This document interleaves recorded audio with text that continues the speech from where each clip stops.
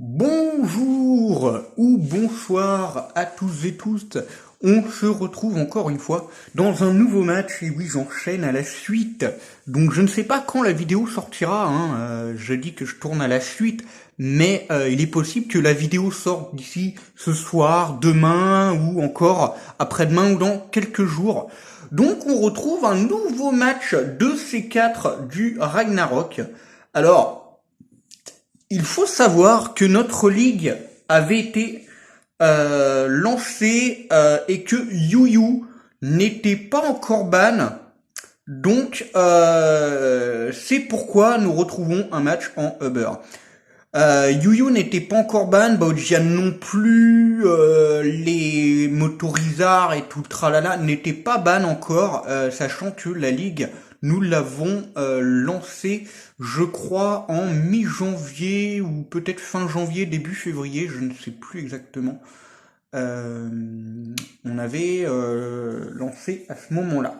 Donc, du coup, voici un nouveau match du C4 où nous retrouvons Antoine, le C4, face à Loipo. Donc, Loïc, mon apprenti en stratégie. Loïc qui apparemment avait quand même pas mal surpris Antoine.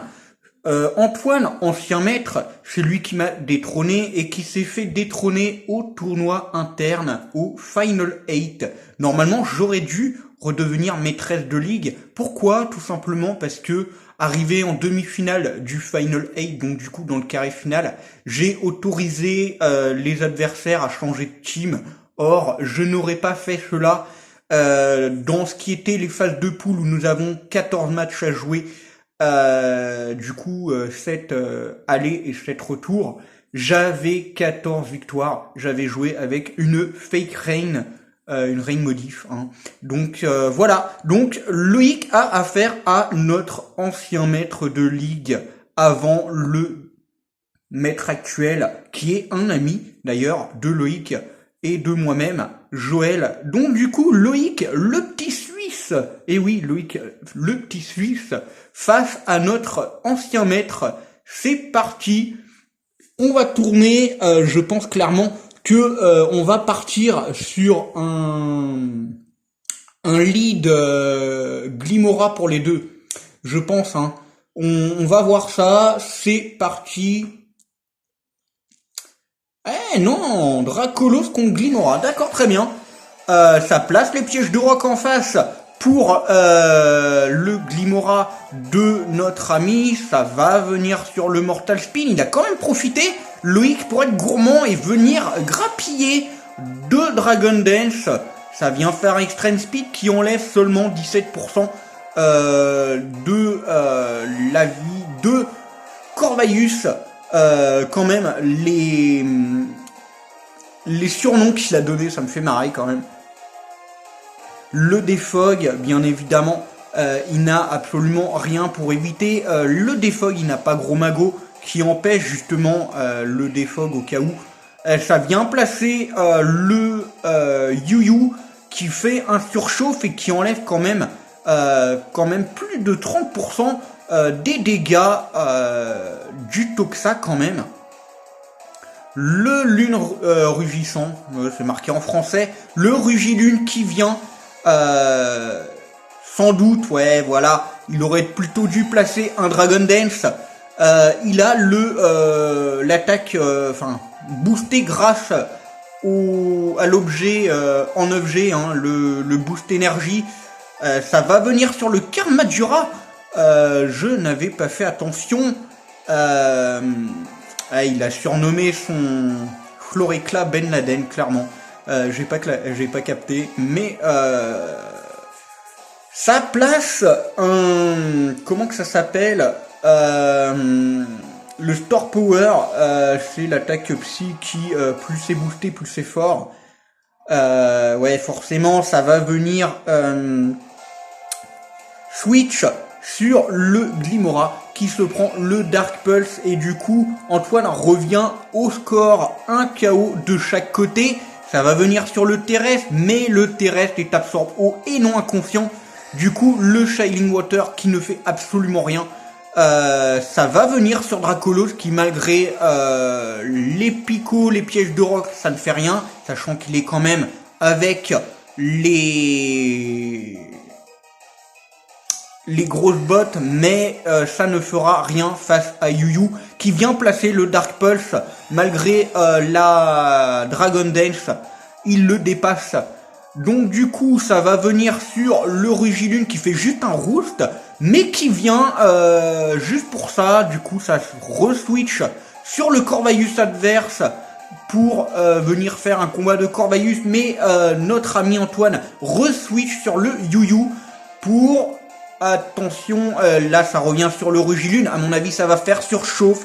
Voilà, plus que 24% sur le Rugilune.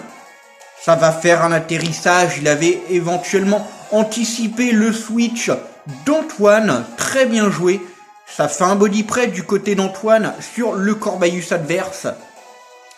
Ça va profiter du côté de Loïc pour faire un défog. Ça va faire un demi-tour pour Antoine et venir sur le Yu. C'était tellement évident. Mais du coup, il n'avait pas d'autre solution, je pense. Ça refait un surchauffe. Mais je pense que Toxa est la réponse à Antoine face à son Yu. Ça va venir sur Clodsire. Ça switch sur le Rugilune. Très bien joué. Oh le coup critique qui vient clairement one-shot le terrestre. Ça va switch Corvayus contre Corvayus encore une fois. Nous retrouvons pour la troisième fois ce match de Corvayus. U-turn du côté de d'Antoine qui revient avec le Yu en face. Le Iron Defense qui ne sert pas à grand chose bien évidemment face à Yu. Du coup... Toxa qui prend quand même 36% de sa life sur un surchauffe de Yu qui quand même avec les lunettes choix font vraiment très très mal. Demi-tour de la place du corps, de la part du Corva adverse. Ça va venir sur Mitroglou. Mitroglou carrément, il l'a renommé son Belle de Neige. Ça place un Quiver Dance, mais Toxa n'en a rien à faire, ça vient faire un toxique. Ça replace un Quiver Dance, très gourmand de la part de Antoine qui vient faire un buée noir. On voit quand même les progrès de Loïc. Il arrive quand même à tenir face à un ancien maître. On arrive à 37 tours de KO de chaque côté. À mon avis, ça va être le match de C4 le plus long, il me semble. Corva contre Corva pour la 4 ou 5e fois dans le match. Là ça va être le moment de placer un body press.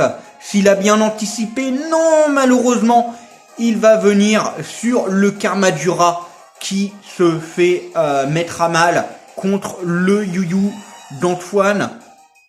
Antoine qui reprend l'avantage dans ce match, le Shining Water pour baisser l'attaque du Corvayus adverse de la part du Toxa de Loïc. Ça va placer un demi-tour, ça va revenir sur le Belle de Neige, assez surprenant.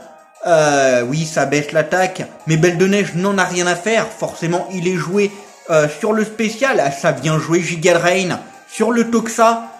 Ça refait un Shining Water, mais je pense que Loïc n'a pas totalement compris que ça ne servait à pas grand-chose.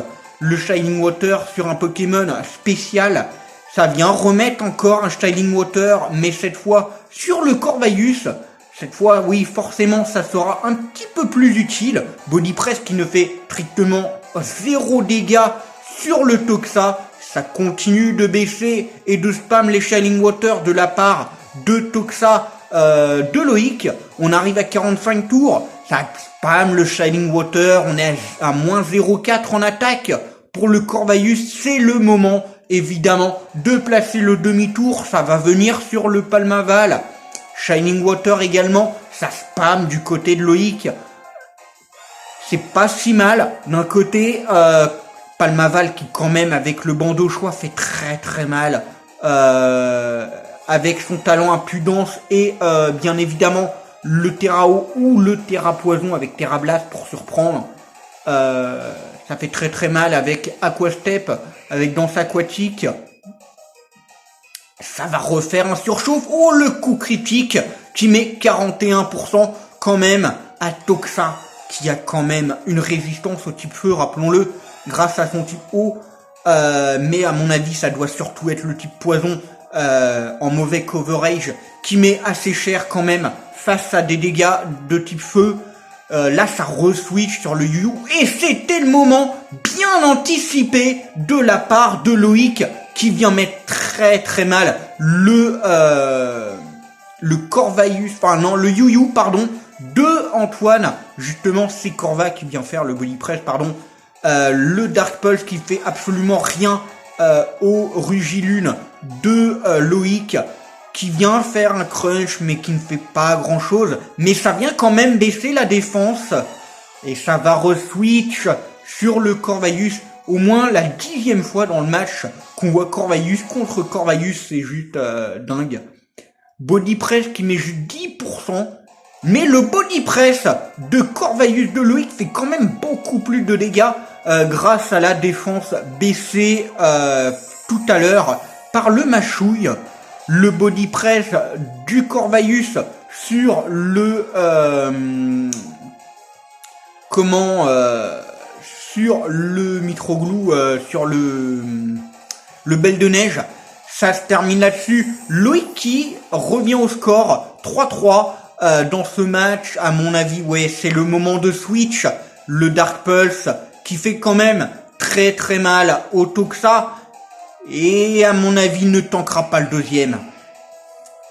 Le Roaring Moon qui va venir, et là ça remet le Corva. À mon avis ça va se terminer là, et le Crunch qui met 33%, qui baisse la défense encore de Corvaïus d'Antoine. On est à 62 tours dans ce match, juste énorme, un des plus longs et un des plus épiques de la part de Loïc, qui pour moi s'en sort vraiment très très bien. On voit évidemment les progrès et l'apprentissage qu'il a appris de ma part, je ne veux pas me vanter, et ça se terminera sans doute là-dessus sur... Ah non, le Roaring Moon, bien évidemment plus rapide, là ça va se finir là.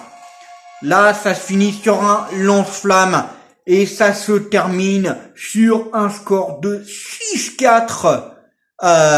Très très très gros match de la part de Loïc, qui perd son match, mais après 66 tours quand même.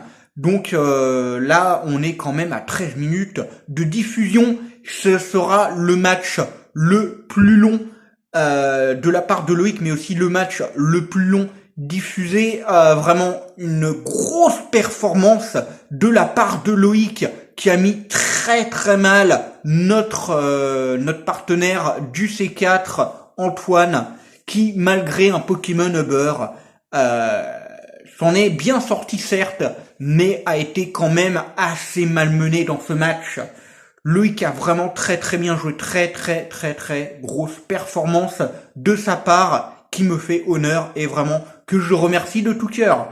On se retrouve donc très très vite pour de prochaines vidéos. N'hésitez pas à lâcher un pouce bleu, commenter si vous le souhaitez, partager la vidéo si le contenu vous plaît, vous abonner et activer la cloche de notification. On se retrouve donc très très vite pour un prochain match de C4. Je pense continuer à tourner à la suite, hein. Et donc du coup moi je vais donc vous quitter là-dessus. À très vite, c'était Yuna, gérant de Pikami. Allez, portez-vous bien, bye tout le monde.